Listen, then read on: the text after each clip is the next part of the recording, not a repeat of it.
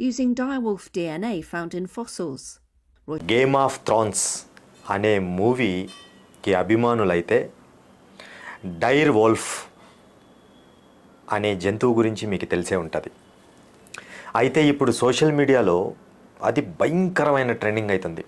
ఎందుకంటే 10,000 సంవత్సరాల క్రితం అంతరించిపోయిన జంతువు ఇప్పుడు శాస్త్రవేత్తలు దాని ఉనికిని కనుక్కొని దాన్ని జీవించేదానికి అనుకూలంగా తయారు చేశారు.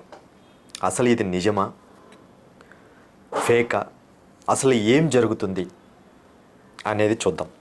అయితే వీడియోలోకి పోయే ముందు తప్పకుండా వీడియోని చివరి వరకు చూడండి, సబ్స్క్రైబ్ చేయండి, ఒక లైక్ వేసుకోండి. ఈ డైర్ వోల్ఫ్ అంటే ఏంటి? ఇది సహజంగానే మీరు తోడేళ్ళు అవి ఇవి నక్కలు అవి చూసుంటారు. అయితే ఈ డైర్ వోల్ఫ్ అనేది చాలా పెద్ద జంతువు. ఇది ఒక గెయింట్ వోల్ఫ్. నార్మల్ వోల్ఫ్ కంటే కూడా 2 నుంచి 2.5 కంటే రెట్లు పెద్దదిగా ఉంటుంది. బలమైనది, చాలా క్రూరమైనది, చాలా భయంకరంగా ఉంటుంది. అయితే ఇది 10,000 సంవత్సరాల క్రితం అంతరించిపోయిన జంతువు జాతిలో ఉంది. అంతేకాదు, ఈ గేమ్ ఆఫ్ థ్రోన్స్లో స్టార్క్ ఫ్యామిలీ పెంచిన జంతువుగా అందరికీ గుర్తుంటుంది, అందరికీ తెలిసిన విషయం. అయితే దాన్ని బేస్ చేసుకొని ఇప్పుడు ఈ జంతువుని క్రియేట్ చేశారా, అసలు ముందు ఉన్నదా లేదా? అమెరికాలోని టెక్సాస్లో ఉన్న కొలోసల్ బయోసైన్స్ అనే ఒక బయోటెక్ కంపెనీ ఒక అద్భుతం చేసింది. ఏం చేసిందంటే 13,000 సంవత్సరాల డైర్ వోల్ఫ్ టీత్ని తీసుకొని, దంతాలు తీసుకొని, అదేవిధంగా 72,000 సంవత్సరాల పురాతనమైన డైర్ వోల్ఫ్ స్కల్ పుర్రెను తీసుకొని దాని నుంచి డిఎన్ఏ సేకరించి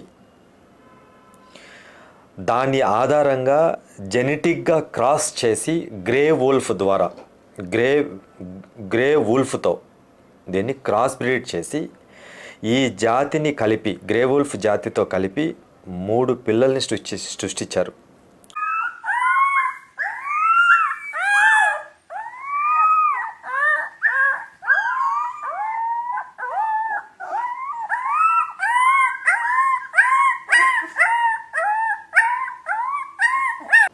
యాక్చువల్గా ఏంటంటే ఇప్పుడు వీటికి 6 నెలల 1 వారం పిల్లలు 2 వచ్చి, ఫస్ట్ మేల్ అక్టోబర్ 2024లో పుట్టిన వాటికి 6 నెలల 1 వారం అయితే ఇప్పటికే ఇవి 36 కేజీలు ఉన్నాయి.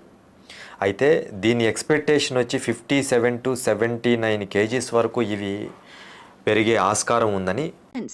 Says it has produced 3 dire wolves, though some experts are skeptical.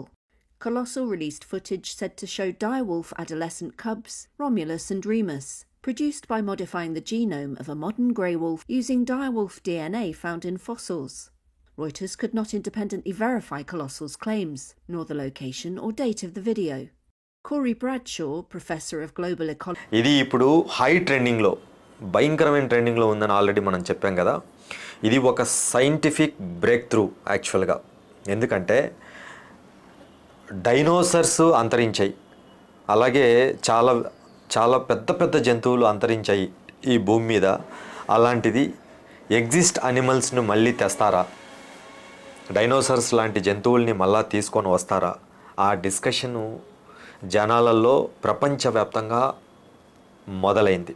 Public కూడా భయంకరంగా పాడ్కాస్ట్లో కానీ, యూట్యూబ్లో కానీ, ట్విట్టర్లో కానీ భయంకరంగా ట్రెండ్ చేస్తుంది. ఏంటంటే ఒకవైపు హ్యూమన్ విక్టరీగానే చెప్పుకుంటూ, మరోవైపు ప్రకృతిని ఏమైనా నాశనం చేస్తున్నామా, దీనివల్ల ప్రకృతికి ఏమైనా ఇబ్బంది కలుగుతుందా, ప్రకృతి వినాశనం ఏమైనా మళ్ళీ రాబోతుందా అనే విధంగా చర్చ మొదలైంది.